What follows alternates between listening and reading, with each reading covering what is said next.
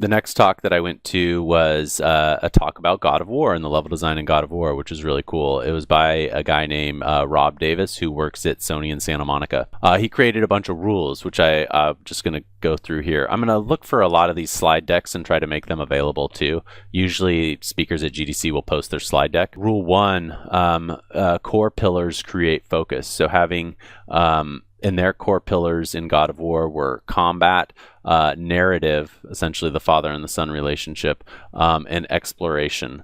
And they use those pillars to help create their levels. They posted the pillars on a sign above like a main thoroughfare in the studio or above the kitchen or something, where everyone can see them. And I what I like about that is like it's a reminder, like, hey, these are our core pillars, but it's not necessarily hitting people over the head with a hammer. At EA, they had clocks down to the millisecond about when our next deadline was due, which was super like nerve-wracking. So in terms of like posting signage, this kind of supports like kind of the core foundation of what game you're building, where what they were doing at EA was just like, I don't know, trying to drive people nuts, I guess. The pillars help to define what the level was going to be, and also when the level designers were looking to put things into their level, they were looking at those pillars, like which of those pillars does this support. If it didn't support a pillar, it's easy enough to make a decision about what should stay and what should go. Rule number 2, metrics. It's a metrics focused game. Basically, it's like there's specific jump heights, there's specific vault heights, there's specific jump distances, those kind of things. And so the level designers need to ask the question: how do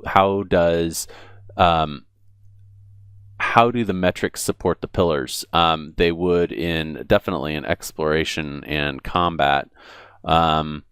But then also, how do the pillars support the metrics? Rule number 3: all levels need to have or sell a strong theme, and this kind of goes back to the escape room games where where you have the sinking submarine. Is with the level, there needs to be something about that level. One thing I really like from old school platform games is their themes and their levels are really good. Like, this level is a jungle theme, this level has a water thing, this level has an ice thing, this is the lava level, and it's very clear as to what the theme is. And so in AAA games, it's important, especially in God of War, like each level kind of has its thing that it does. Rule number 4, all critical path levels should or need to unlock a new ability. So if I go through a level, it's a critical path, meaning it's not like a side quest or something like that, but it's a main thing that I did. I overcame some obstacle, then I learned some new thing, and I get to play with it a little bit. And now I've added that to my tool belt. That was something that they felt very strongly about. Rule number 5, creating a format or structure of the game in terms of going into a level, doing combat. There needs to be clearly defined things that you're supposed to do so the players know when it's appropriate to do one of those things. For instance, the players need to know when it's okay to explore. And usually that's after like a big boss battle. Like after the big boss battle, the level's not over. There's still stuff to do, but there's no immediate danger and you're kind of given the free rein to explore. And so it's important that with each level of the game creates this kind of structure and format so that the players know what to expect. It sets the players' expectations.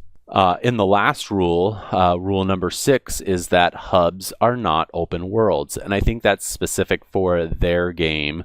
I know that a hub is not an open world. You guys might not know what a hub is. We do talk about it a little bit in Game 170. A hub, and it's basically like a hub and spoke thing where there is a central area of your level or your game, and then there are a bunch of like little spokes where you go out and you do something. You'll run out and you'll collect the purple orb, and you'll bring the purple orb back and you'll put it in the thing, and you'll run out and you'll collect the red orb and come back and put it in the thing, and then you'll run out and grab the green orb and then come back and put it in the thing. And by collecting all those orbs and putting it back in the center thing, now you've done something here to open up a new ability, open a doorway to a different level, or something of that nature. And so that's how a hub and spoke level system works. You could do it within a level, you could do it within a whole game. In the case of the latest God of War, they chose to do that for the whole game. And an open world obviously is like usually set on some sort of island, or there's some physical barriers. It's like you can go anywhere and you can do whatever you want. So they just needed to remind themselves that what we're making is not that. We don't want to go everywhere. We can't do everything. We want to keep it as a hub and spoke world. The next talk that I went to was with Leah Miller, rewarding exploration with collectibles. I'm just going to go through this list here. Always make sure that you have something for the player to find. When you're creating an explorable space and you want them to kind of explore, put something there for them to find. Collectibles, she's also kind of defining what collectibles and gatherables are. Collectibles are checklists. They're tomes, they're gear, things that you can collect and amass. Gatherables are more like a currency, like crafting mods. In order to get this thing, you have to go out and find these things and put them together and make something that you can use in the game, like an item. They're advancement currency. Like, for instance, in order to level up, you need to go find, WoW is a great example. You need to go find mobs to kill to get experience to advance. That's currency in a way. Random loot is also a gatherable. Game systems should allow for collectibles and gatherables to be able to work together. The economy inside the game informs player behavior. Also, it's important to create a distinction between collecting and gathering versus grinding. For instance, a game that I've been playing lately is Astroneer. There's a lot of collecting, and I never feel like I'm grinding. I never feel like I'm just out there. Where do I got to go? What do I got to kill? What do I got to mine? I'm never thinking of it like that. I'd never have that sense of grinding, because every time I go to collect something new, it's a new space and it's a new experience for me. And so it's hard to put it down. It's a little bit of an addiction. In order to distinguish collecting and gathering versus grinding, or to make it not feel like grinding, it should be meaningful, fun.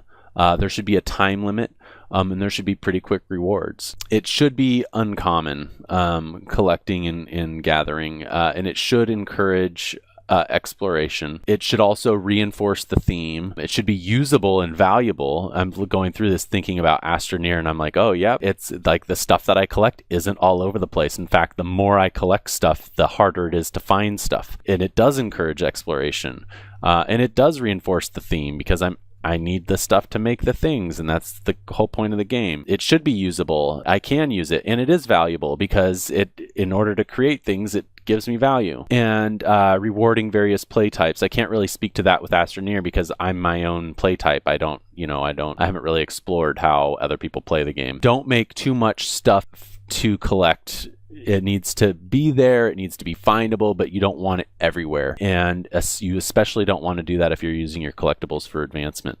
It was a short talk, but it was really good. And I think it's easy. You can start making some parallels between this and games that you've been playing. The next talk that I went to, it was called Radically Nonlinear Level Design. I didn't grab the person's name that gave it. This was just talking about more open maps allow gameplay to breathe. So when you have a map that's really linear, and it's like almost like you're running through a channel. A Crash Bandicoot is a good example. One of my classes right now is doing a remake of Crash Bandicoot 2. The levels are just like it's like a canyon. You just go straight down the level, and it doesn't really allow you a lot of creative freedom. There's levels that, an example, you can create a level that Doesn't necessarily have branching paths. Crash does have some branching paths, but those also feel like little mini canyons inside of a bigger canyon. But you can have, a canyon coming out into a town or a village, and let the player, mingle around the village and kind of make their way through that village however they want. But, at 9 o'clock at night, they need to meet some dude down on the beach to get a boat ride somewhere. That's an example of how you can, open that up. So it's that village level doesn't necessarily need to be linear.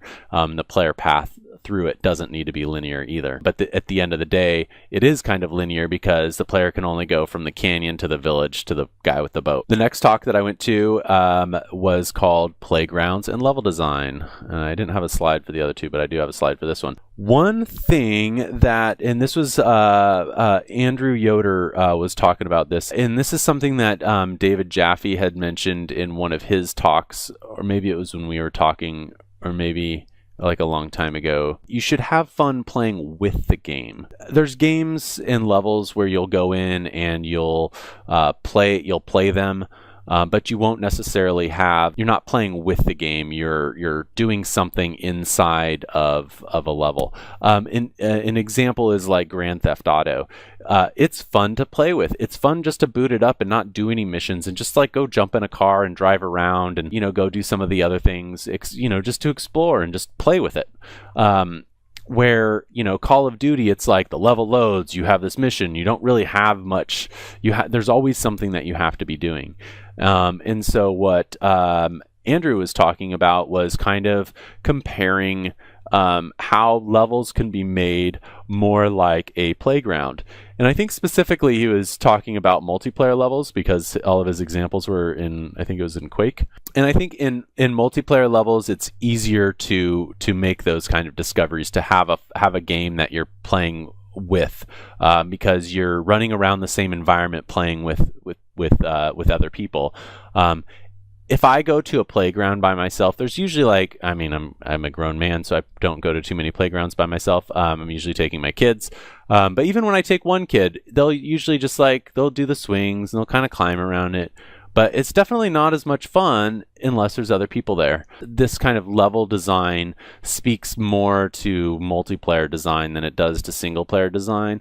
Although I think that you can build stuff into single player games that make them fun to play with. As many of the mechanics in Uncharted 4 that I didn't think were needed, they were still really fun to play with. Like there was the with the winch and the Jeep, you have to tie it around the tree and get up, and it was kind of fun to do that. Driving the Jeep was fun.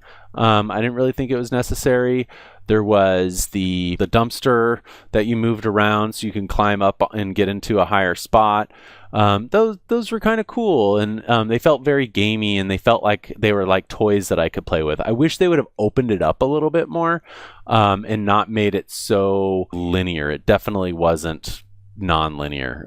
You could only use those in like a few different areas in an enclosed environment, and they limited you pretty strictly. But that was kind of like a beginning of something that was fun to play with.